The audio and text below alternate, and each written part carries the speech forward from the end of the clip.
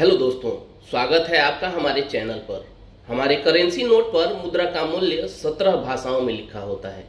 ये भाषाएं और उनकी लिपियां संविधान की 8वीं सूची में शामिल भाषाओं को दर्शाती हैं। जैसे 100 रुपए के नोट के ऊपर 17 भाषाओं में इस तरह से लिखा गया है। ये सभी भारत की भाषाएं हैं, हमारी भाषाएं हैं। और एक बार फिर से देखिए, इन भाषाओं का इतिहास याद कीजिए, आपको समझ आएगा कि सबसे जूनियर भाषा हिंदी है। जी हाँ, हिंदी इस देश की सबसे नई जूनियर भाषा है। इसका प्रादुर्भाव हुए महज 200 साल हुए हैं। अजीब लगेगा जब कहूँ यह अंग्रेजों के दौर में ही पली बढ़ी भाषा है। बेहद कच्ची भाषा, बेहद कम साहित्य और लेखन हुआ है।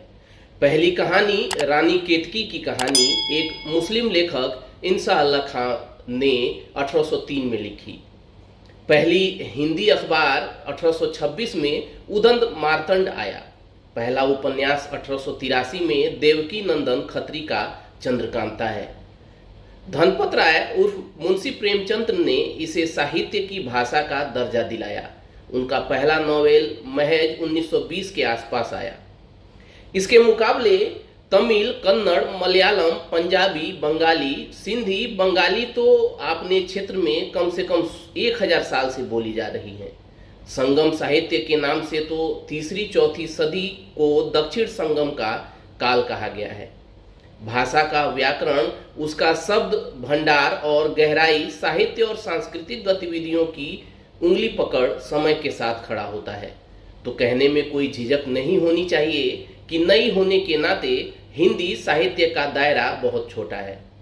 आज़ादी के पूर्व और उसके बाद के कुछ दशक हिंदी के जबरदस्त विकास के रहे। हजारी प्रसाद द्विवेदी से लेकर हरिवंश राय बच्चन तक की यात्रा अब कुमार विश्वास जैसों के हाथ आकर कुंद हो गई है। जब अच्छे हिंदी साहित्य, कविता, अखबार, रचनाओं का टोटा है तो नई राष्ट्रवादी दादागिरी शुरू हुई है, हिंदी को हर राज्य में थोपने की। हिंदी के साथ उर्दू का भी विकास हुआ। दरअसल उत्तर भारत की बोलियों में अरबी फारसी मिलाई गई तो उर्दू पैदा हुई, संस्कृत मिलाई गई तो हिंदी की सहोदर उर्दू को पाकिस्तान ने राष्ट्रभाषा बनाया। यह मुख्यतः पाकिस्तानी पंजाब में भारत से मुहाजिर होकर गए एलिट्स की भाषा थी। उन्हें इस्लामी राष्ट्र की चुल थी, सो पूर्वी पाकिस्तान पर उर्दू थोपी। नतीजा एक छोटे गर्भकाल के बाद बांग्लादेश का धूमधाम से जन्म हुआ।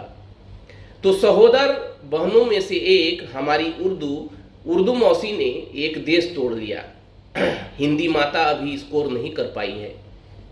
वे लोग स्कोर बनवाने में लगे हैं जिन्हें हिंदू राष्ट्र की चुल है, और यह सनक नेताओं के साथ साथ आम लोगों को लग गई है। नोट गिनने और हिसाब किताब रखने के लिए बैंक मैनेजर की नौकरी पर रखी गई एक मोहतरमा सिर्फ हिंदी बोलने की कसम लेकर चर्चा में आ गई हैं। और 2 पंक्ति का आवेदन न लिख पाने वाले जड़मती, जहर बबूले, जड़मुख लोग लहालोट हो रहे हैं।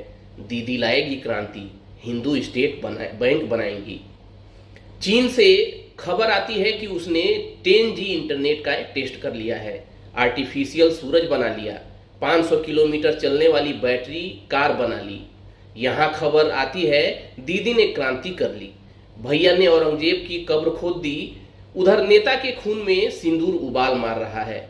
यूरोप में जनसंख्या घट रही है। जापान स्टैगफ्लेशन से जूझ रहा है। इटली घोस्ट शहरों में बदल रहा है।